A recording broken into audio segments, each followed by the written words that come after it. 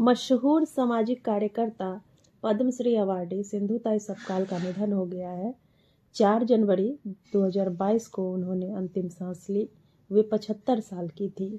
उन्हें अनाथ बच्चों की मां के रूप में जाना जाता था। सिंधुताई सपकाल ने अपना पूरा जीवन अनाथ बच्चों की जिंदगी संवारने में लगा दिया। वे 1400 से ज्यादा बच्चों की मां और 1000 से अधिक की दादी थीं। प्रधानमंत्री नरेंद्र मोदी ने सिंधुताई के निधन पर दुख प्रकट किया और उनके परिजनों के प्रति संवेदनाएं व्यक्त की हैं।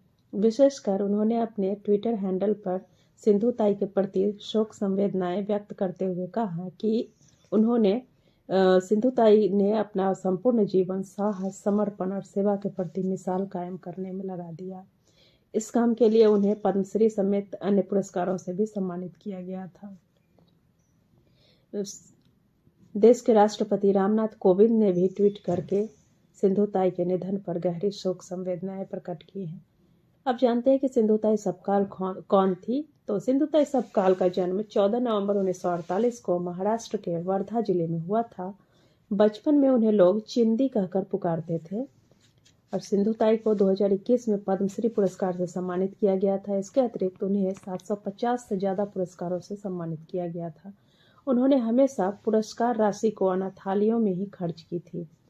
महाराष्ट्र के वर्धा में एक गरीब परिवार में जन्मी सिंधुताई को बेटी होने के कारण लंबे समय तक भेदभाव झेलना पड़ा था। सिंधुताई सपकाल की जिंदगी एक ऐसे बच्चे के तौर पर शुरू हुई थी जिसकी किसी की जरूरत नहीं थी। सिंधुताई की मां उनके स्कूल जाने के विरोध में थी।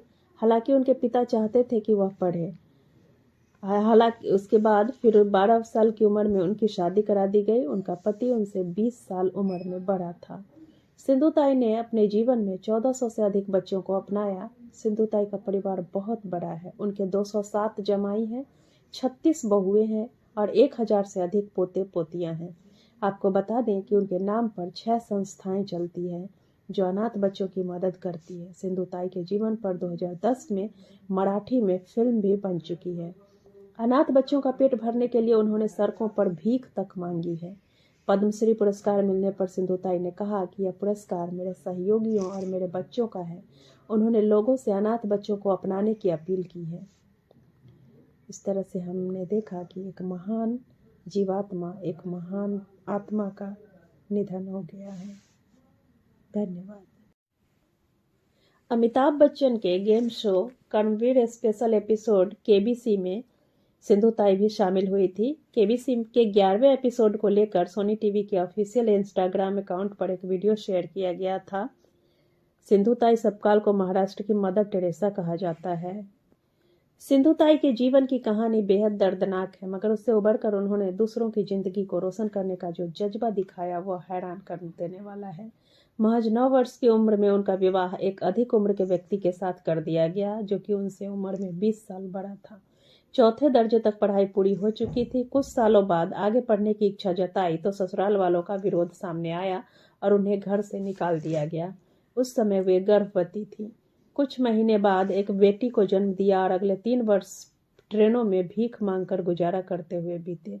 बच्चे के जन्म के समय गर्भनाल स्वयं महिला को पत्थर से तोड़ना पड़े तो इससे बड़ा दुख किसी भी महिला की जिंदगी में और क्या होगा।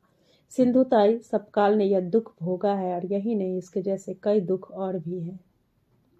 अपने संघर्ष के दिनों में उन्हें बेटी को एक अनाथ आश्रम में रखने की नौबत आ पड़ी। बेटी को छोड़ने के बाद रेलवे स्टेशन पर जब एक निराश्रित बच्चा उन्हें मिला तो उनके मस्तिष्क में यह विचार कौन था कि ऐसे हजारों बच्चे और भी हैं, फिर उनका क्या होगा।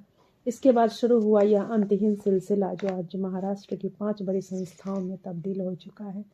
इन संस्थाओं में जहां हजारों अनाथ बच्चे, वैसे ताई की संस्था में अनाथ शब्द का उपयोग वर्जित है, एक परिवार की तरह वहां रहते हैं ये अनाथ बच्चे। वहीं विधवा और परित्यक्ता महिलाओं को भी इसमें आश्रय मिला है।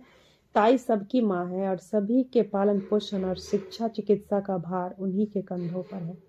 राष्ट्रीय अंतर्राष्ट्रीय समेत करीब 172 अवार्ड पा चुकी ताई आज भी अपने बच्चों को पालने के लिए किसी के आगे हाथ फैलाने से नहीं चूकती। वे कहती हैं कि यदि मांग कर इतने बच्चों का पालन पोषण हो सकता है तो इसमें कोई हर्ज नहीं। सभी बच्चों को वे अपना बेटा या बेटी मानती है। रेलवे स्टेशन पर मिला हुआ पहला बच्चा आज उनका सबसे बड़ा बेटा है और 5 आश्रमों का प्रबंधन संभालता है। अपनी सैकड़ों बेटियों का वे धूमधाम से विवाह कर चुकी हैं और परिवार में बहुएं भी आ चुकी हैं।